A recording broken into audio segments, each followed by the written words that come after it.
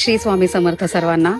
हा व्हिडिओ जर आज तुमच्यापर्यंत तुमच्या फीडमध्ये तुम्हाला दिसतोय, तुमच्यापर्यंत पोहोचतोय, तर व्हिडिओ शेवटपर्यंत नक्की पहा. कारण कदाचित तुम्ही जर कुठेतरी संकटात असाल तर स्वामी ह्या व्हिडिओतून तुम्हाला नक्कीच काहीतरी निरोप देऊ इच्छितात.